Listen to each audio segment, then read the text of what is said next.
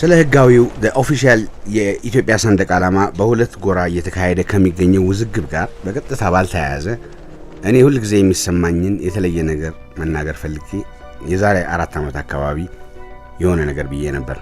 ወዳጄ ወይ ያንንም ብዬ እንደነበረው ስለ ባንዲራው ስጽፍልህ ከዚህ ባንዲራ ከባለ ኮከቡም ከልሙጡ በስተጀርባ ስላለው አስተሳሰብ ምናምን ለማውራት ፈልጌ አይደል። የኔ የተለየ ነው። ባጭር አለፍተ ነገር እንዲህ ይገለጻል። ባለ ኮከቡ ባንዲራ አያምርም። ትክ ብዬ ባየሁት ቁጥር የዛሬ 26 ዓመት ከልሙጡ ባንዲራ ጋር ጥላችን ከጀርባው ካለው አስተሳሰብ ጋር ነው ብለው እንዲቀየር ያስወሰኑ ሰዎች ከሚሉት አስተሳሰብ ጋር አለብን ካሉት ጥላቻ አንጻር ባንዲራው ላይ የሆነ ነገር ይለጠፍበት እንጂ ልጥፉ ምንም አይነት ነገር ቢሆን ጉዳያቸው የነበር አይመስለኝም።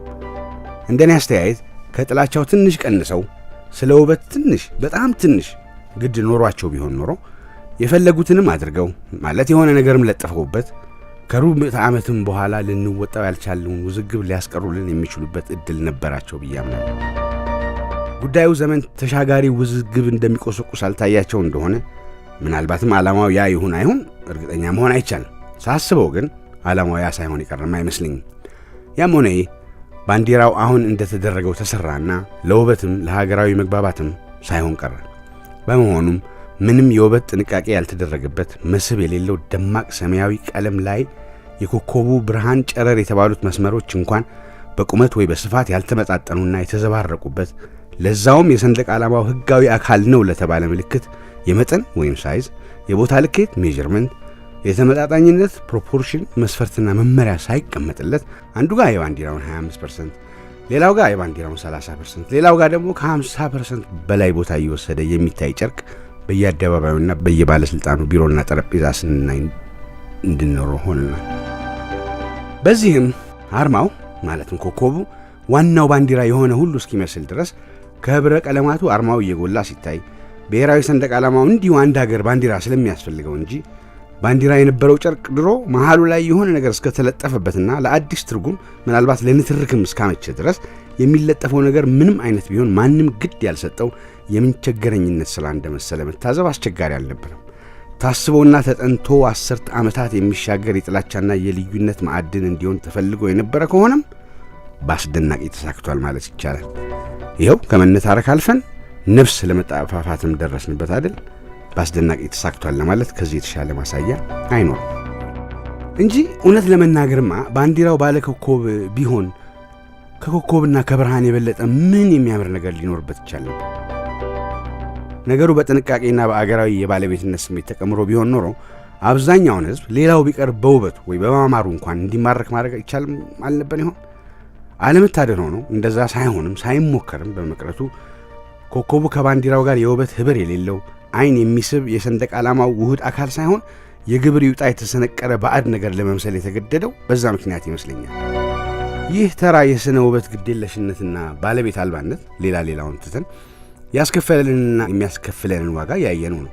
የሀገር ባንዲራ እንኳን የብሔራዊ መግባባት ምልክት ሊሆን ቀርቶ ነፍስ እስከ ማጣት የሚያደርስ የመረረ ቁርሾ ማዕድን ሆኖ ቁጭ ብሎልናል። የአርማው መልእክት ወይም ትርጓሜው ላይ እስማማለሁ አልስማማም፣ ግን ቢሆንም የሚያምር ባንዲራ ነው መባባል እንኳን እንዴት ሳንችል ቀረ። በእኔ እምነት የአሜሪካ ባንዲራ በብዙ ሰው አስተያየት የሚያምርና ማራኪ እንደሆነ የሚታሰበው የአሜሪካ ምልክት ከመሆኑ በላይ ዲዛይኑ ውብ ስለሆነና በከዋክብት አሸብርቆ አይነ ግቡ ስለሆነ ነው። ተመሳሳይ የሆነው የላይቤሪያ ባንዲራም ይኸው አይነት መስህብ አለው። ስለ ኮከብ ከተባለም የኮሚኒስት ቻይናን፣ ቪየትናምን፣ ሞሮኮን፣ እስራኤልን፣ የጋናን ሶማሊያንም እንኳን ማየት ይቻላል። ኮከብ ውብ ነገር ነው አለ ነገርም 64 አገራት ባንዲራቸው ላይ አላደረጉትም። ወደኛ ስንመጣ ግን ጉዳዩ ከውበቱ ሳይሆን ልዩነትን ከማጦዝ እሱን ለማድረግ ከማሴር ሆነና ኮከብን ያህል ነገር ውበቱን እንኳን መጠቀም ሳንችል ቀረ። ዓላማው ምንም ይሁን ምን የግብር ይውጣ ደነቀር ነውና ኮከብን የመሰለ ታላቅ የተፈጥሮ ውበት እንዴት የማያምር ምናልባትም የሚያስጠላ ማድረግ እንደሚቻል አሳየንበት። ማንም ስላለንበት ውዝግብ ምንም የማያውቅ የውበት አይኑን ያልታወረ ተመልካች ልሙጥ አረንጓዴ፣ ቢጫና ቀይ ቀለማት ብቻ በእኩል ስፋት ድምቀትና ርዝመት ከተቀመጡበት 4 ማዕዘን ጨርቅና መሃሉ ላይ የጮኸ ደማቅ ሰማያዊ ክብ መደብ ላይ በግዴለሽነት የተጫጫሩ የሚመስሉ መስመሮች ከወገቡ የሚረጭ ኮከብ መሳይ ነገር ከተለጠፈበት ተመሳሳይ ጨርቅ በውበትና ማራኪነት ብቻ የተሻለው ምረጥ ቢባል የትኛውን እንደሚመርጥ መገመት የሚያስቸግር አይመስለኝም። እኛ ተነሳንና እንደ ኢትዮጵያዊ ተብዬዎቹ የውበት አይናቸውን የታወሩ ባህር ሐሳባቸውን ያሳሰሩ እግረ ህሊናቸውን ያሰለሉ ኮከብ የልዩነት ምንጭ እንጂ ውበት አይደለም እኮ አሉ ያልታደሉ ተባልንበት እንጂ በቅልቦና እንነጋገር ከተባለ የምን ግዴነት ወይም የተንኮል ሴራ ካልነበረ በስተቀር ባንዲራው ይቀየር ቢባልም እንኳን የቀለማቱን ህብር እንደያዘ የኢትዮጵያን የዘመናት ሉዓላዊ የነጻነት ታሪክም ሳያደበዝዝ ብዝሃነትና ህብረ ብሔራዊ እኩልነትንም የሚያንጸባርቅ ማራኪ ሰንደቅ ዓላማ ዲዛይን በማድረግ በመቀየርም አለማጥፋትም የማይቻል ሆኖ ነበር አይመስለኝም። በአጠቃላይ በእኔ አስተያየት ሌላ ሁሉ እንዳለ ሆኖ እንደው ስለ ውበት ብቻ እናውራ ከተባለ ባለኮከብ ባንዲራ አያምርም። ይህ እንዳለ ሆኖም ስለ ውበትም ሆነ ስለ ሌላ ምንም ምክንያት የኢትዮጵያ ሰንደቅ ዓላማ ተመልሶ የድሮ አረንጓዴ፣ ቢጫ፣ ቀይ መሆን አለበት ብዬ አላምንም። በበጎም ይሁን በክፉ ኢትዮጵያ ባለፉት 27 ዓመታት ሊመለስ በማይቻል ምናልባት በማይገባውም መሰረታዊ የሆነ ለውጥ ውስጥ አልፋለች። ከሰማያት ጥግ ከአርያም የተላከ ከመቀነት የተፈታ ቀስተ ደመና የክርስቲያን ደሴት አርማ ምናምን የሚል አስተሳሰብ ያረጀና ዘመኑን የማይመጥን እንደሆነ ይሰማኛል። ያንን ልሙጥ አረንጓዴ ቢጫና ቀይ ባንዲራ ሲያዩ በስሜት እንባቸው የሚፈስ ሚሊዮኖች እንዳሉ ሁሉ በዛው ልክ ለማየትም እንኳን የሚያንገሸግሻቸው ሰዎች እንደነበሩና እንደተፈጠሩ መካድ የዋህነት ነው። ቁም ነገሩ ሁለቱም ኢትዮጵያዊ መሆናቸውን የመቀበልና ሊያስማማቸው የሚችል ነገር መፍጠር ይቻላል ወይ የሚለውን ጥያቄ መጠየቅ ነው። አለበለዚያ በዚህ ሳንግባባ በሌላ በምንም ነገር ልንግባባ አንችልም። በነገራችን ላይ ስንት ሰው እንደሚያስታውሰው ባላቅም ልጆች እያለን ትምህርት ቤት የሰንደቅ ዓላማው ትርጉም እና ቀለማቱ የሚወክሉት ሐሳብ እንዲህ ነው ተብሎ የሚያስተምሩት የነበረው ትዝ ይለኛል።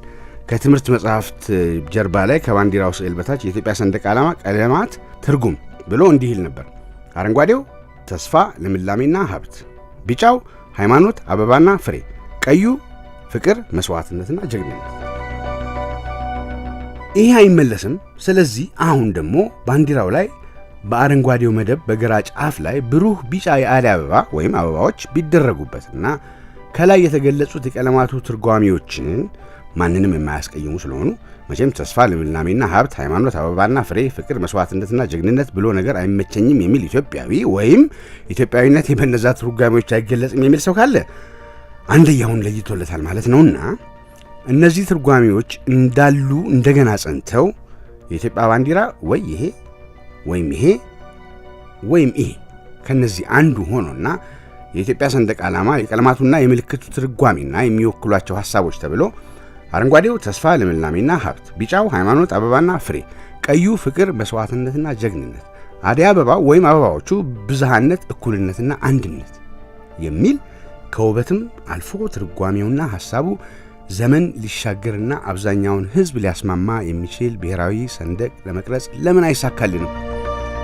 መቼም በእነዚህ ትርጓሜዎች አልስማማም አይወክሉኝም የሚል እብደት ይኖራል ብዬ አላስብም። አንደኛውን ለይቶልን ካልሆነ በቀር በውዝግቡ ሜዳ በዚህም በዛም ረድፍ ያሉቱ አንዱ ጎራ እንዳይመለስ የተለወጠውን ሁነት በመካድ ዶሮ ላይ ተሸክሎ የማይሆን ነገርን ከማለም፣ ሌላው ጎራ ደግሞ በቅጡ ለመረዳት እንኳን ሳይሞክር የማይቀየርን ነገር ክርር ብሎ ከማበሻቀጥ ተሽለው ዘመን አሻግሮ የሚያይ ትውልድ ቢኖረንና የተለወጠም ያልጠፋም ባንዲራ እንድናገኝ ብንስማማ ሌላ ሁሉ ቢቀር አሁን ካለው የተሻለ ማራኪና የሚያምር ሊደረግ እንደሚችል ይሰማኛል። ምናልባት አደይ አበባው 1፣ 2 ወይ 3 ወይም 5 አበቦች ሊደረጉ ይችላሉ። ቦታቸው፣ መጠናቸውና አደራደራቸውም ሊለዋወጥ ይችላል። እንደዛ ብናደርግ ማለቂያ አልባ የሚመስለውን ውዝግብ ለመጨረሻ ጊዜ አስወግዶ ብዙን ሰው ሊያስማማ የሚችል የሁላችን የምንለው የጋራ ሰንደቅ ልናብጅ እንችል ሁሉ ይሆናል። ተስፋ ነው። የዛሬው የሸፊን አዲስ ደብዳቤ በዚህ ተጠናቋል። የሚቀጥለው ጊዜ እንደገና በሌላ ጉዳይ እንገናኛለን። ይህ የሸፊን አዲስ ደብዳቤዎች ነው። በሸፊን አዲስ ደብዳቤዎች የሚንጸባረቁት ሐሳቦች የጸሐፊያኑ ብቻ ናቸው።